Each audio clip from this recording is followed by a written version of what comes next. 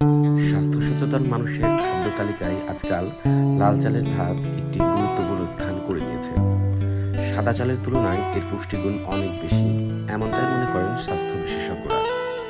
Vitamin, খনিজ এবং অ্যান্টিঅক্সিডেন্টে ভরপুর এই চাল সত্যিই কি প্রতিদিনের খাদ্য তালিকায় যোগ করার মতো, নাকি এর কিছু পার্শ্ব প্রতিক্রিয়াও থাকতে পারে? আমরা প্রথমে দেখে নিই এই চালের কি কি উপকারিতা রয়েছে। এই চাল খেলে হৃদরোগের ঝুঁকি হ্রাস হয়। এটি ডায়াবেটিস নিয়ন্ত্রণেও সহায়ক।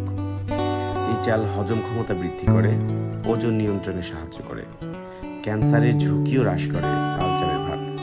সেই সঙ্গে হাড়ের স্বাস্থ্য রক্ষা করে এটি, স্নায়ুতন্ত্রের কার্যকারিতাও বৃদ্ধি করে।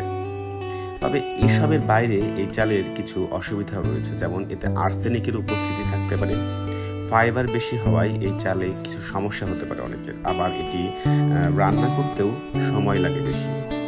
তাহলে প্রতিদিন লাল চালের ভাত খাওয়া উচিত কি? সিদ্ধান্ত আপনার। উপকারিতা এবং সম্ভাব্য অসুবিধা বিবেচনা করে বলা যায়, স্বাস্থ্য সচেতন মানুষের জন্য প্রতিদিনের খাদ্য তালিকায় লাল চালের ভাত যোগ করা একটি বুদ্ধিমানের সিদ্ধান্ত হতে পারে। এর উচ্চ পুষ্টিগুণ এবং স্বাস্থ্য উপকারিতা অনেক।